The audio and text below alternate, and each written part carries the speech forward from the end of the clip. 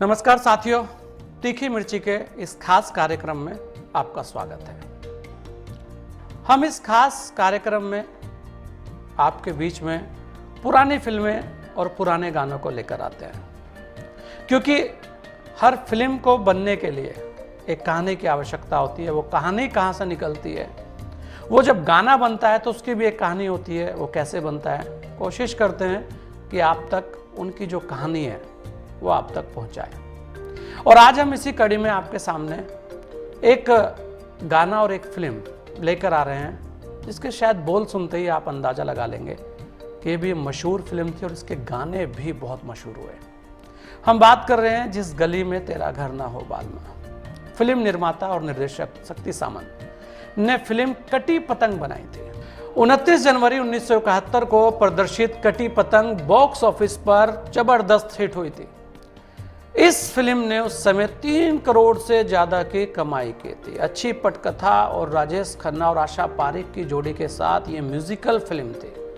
पहले आपको बताते हैं कि इस फिल्म के कलाकार और कहानी के बारे में। और कलाकार सुपरस्टार राजेश खन्ना की लगातार सुपरहिट फिल्मों के दौर में कटी पतंग भी एक खास फिल्म है। राजेश खन्ना और आशा पारेख के अलावा प्रेम चोपड़ा, बिंदु, मदनपुरी, नासिर हुसैन जैसे कलाकारों के अभिनय से इस फिल्म को बहुत सराहना मिली। राजेश खन्ना तो सुपरस्टार थे, लेकिन आशा पारेख की संजीदा अभिनय सीने दर्शकों को भा गया था। उन्हें इस फिल्म के अभिनय के लिए फिल्म फेयर पुरस्कार भी मिला था। ये फिल्म का अपना क्रेज था कि सफल निर्देशक, गीतकार, अभिनेता और पार्श्व गायक के बतौर अलग अलग कैटेगरी में फिल्म फेयर के लिए ये फिल्म नामित हुई थी। दरअसल ये फिल्म कॉर्नेल डेडमैन के उपन्यास पर मैरिड ए डेड मैन पर आधारित है। इसी पर मशहूर उपन्यासकार गुलशन नंदा ने कटी पतंग उपन्यास लिखा था। यही फिल्म का कथानक बना। कटी पतंग कुछ विचित्र सी स्थितियों में घिरी एक ऐसी युवती की कहानी है, जिसे लेकर गुलशन नंदा ने कहा था कि आप शुरू कीजिए, इसके आखिरी पन्ने तक आप इसको पढ़ते चले जाएंगे। फिल्म में आशा पारेख एक विधवा होने का नाटक करती। आशा पारेख ने चुनौतीपूर्ण भूमिका निभाई। उनके अभिनय को हर किसी ने सराहा था। आशा पारेख को इस फिल्म में शानदार अभिनय के लिए फिल्म फेयर का अवार्ड भी दिया गया, जबकि उसका एक पड़ोसी बहुत आकर्षक व्यक्तित्व वाला राजेश खन्ना होता है। फिल्म की कहानी में कई मोड़ आते हैं जो दर्शकों में कौतूहल जगाते रहते हैं। गुलशन नंदा ने उपन्यास को जितना रोचक लिखा, फिल्म उतनी ही संजीदगी से बनाई गई। गुलशन नंदा के इस उपन्यास को लेकर एक दिलचस्प बात यह भी है कि फिल्म रिलीज होने से पहले यह उपन्यास बाजार में आ गया था। फिल्म थिएटरों में गए कई दर्शकों को फिल्म की स्टोरी पहले से ही मालूम थी। आइए आपको बताते हैं कि किस तरह कटी पतंग फिल्म शुरू हुई। ये एक संयोग था कि कटी पतंग और आराधना जैसी बड़ी फिल्में लगभग एक साथ आई और दोनों फिल्मों का एक दूसरे से संयोग जुड़ा है। दरअसल आराधना की शूटिंग से एक दिन पहले अनिल कपूर के पिता निर्माता सुरेंद्र कपूर ने शक्ति सामंत को एक श्रीमान एक श्रीमती फिल्म देखने के लिए आमंत्रित किया। तब शक्ति सामंत को महसूस हुआ कि आराधना और इस फिल्म का क्लाइमैक्स एक जैसा है। दरअसल दोनों फिल्मों की कहानी एक ही लेखक ने लिखी थी। ऐसे में शक्ति सामंत ने निर्णय लिया कि वे आराधना नहीं बनाएंगे। उसी दिन गुलशन नंदा उनके दफ्तर में आए। उन्होंने आराधना के इंटरवल के बाद के कथानक पर कुछ परिवर्तन करके फिल्म को जारी रखने का अनुरोध किया और आराधना में राजेश खन्ना के डबल रोल का सुझाव दिया। फिल्म पर कुछ चली तो गुलशन नंदा ने उन्हें अपने उपन्यास कटी पतंग की भी चर्चा की और इसकी कहानी बताई। शक्ति सामंत को यह कहानी अच्छी लगी। शक्ति सामंत पहले इस फिल्म के लिए शर्मिला टैगोर को लेना चाहते थे, लेकिन उन्होंने किसी वजह से इनकार कर दिया। कहते हैं कि जब इनकार किया तो फिर ढूंढ होने लगे कि आखिर किसको ढूंढा जाए। फिल्म जगत की घटनाएं किस तरह की परिस्थितियां पैदा करती है, इसे इस बात से समझा जा सकता है कि पहले आराधना आशा पारेख को ही ऑफर की गई थी, लेकिन आशा पारेख फिल्म के दूसरे हिस्से में राजेश खन्ना की मां के रोल को नहीं निभाना चाहती थी और कटी पतंग में शक्ति सामंत शर्मिला टैगोर को लेना चाहते थे। तो फिल्म आशा पारेख को मिल गई। देखिए, जिसके पास पहले गई उसी के पास आई। आइए बताते हैं इस फिल्म के गीतों के बारे में। कहानी भी रोचक थी और गीत तो उससे ज्यादा रोचक थे। आज भी इसके गीत गुनगुनाए जाते हैं। एक खास गीत की जिसके बोल हैं, जिस गली में तेरा घर ना हो बालमा। जो बहुत ज़्यादा गूंजा और आज तक गूंज रहा है। शक्ति सामंत भी उन फिल्म निर्माता निर्देशकों में थे जिनकी फिल्में संगीत प्रधान होती थी। कटी पतंग के सारे गाने बहुत लोकप्रिय हुए।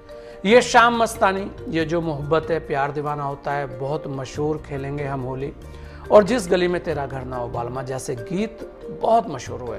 और इस फिल्म में एक आइटम गीत ने धूम मचाई जिसके बोल थे, नाम है शब्बो प्यार से लोग मुझे शब्बो कहते हैं। इस गीत में बिंदु की धड़कन सबको रोमांचित कर गई। मजे की बात यह है कि इस नृत्य से पहले बिंदु को कैबरे नृत्य के बारे में कुछ भी पता नहीं था। 7 दिन तक नृत्य निर्देशक रॉबर्ट ने उन्हें रिहर्सल कराई।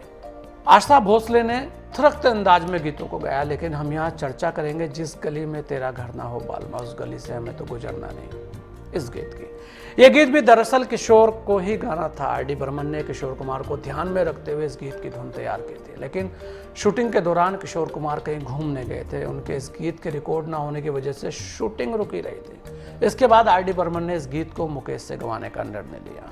यह गीत बहुत चर्चित हुआ, जिस गली में तेरा घर ना हो बालमा गीत को नैनीताल की नैनी झील में फिल्माया गया था। जी हाँ, उत्तराखंड का नैनीताल और नैनीताल की नैनी झील।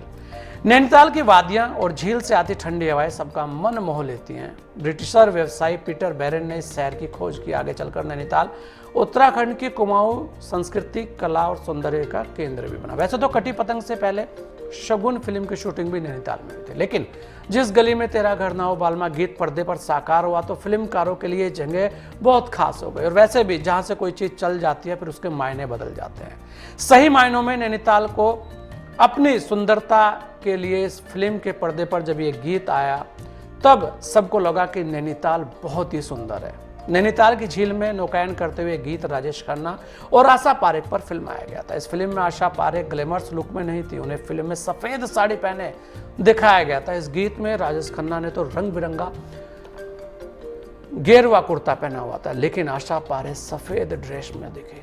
आर.डी. बर्मन ने जल की उठती गिरती लहरों के अनुरूप इस गीत का संगीत तैयार किया था। माझी के पतवार चलाते हुए जल का जो स्वर उभरता है, उन्हीं उछल कूद करती जल हरियों के स्वर में इस गीत की शुरुआत होती है। इस गीत को मशहूर गीतकार आनंद बख्शी ने लिखा था। आनंद बख्शी फिल्म का गीत लिखने से पहले पूरी फिल्म को सुनते थे। फिल्म की सिचुएशन पर उनकी गजब की पकड़ थी। जिस गली में तेरा घर ना हो बालमा गीत भी नैनीताल की शांति और प्रकृति की सुंदरता का एहसास करते हुए उन्होंने ये नगमा लिखा।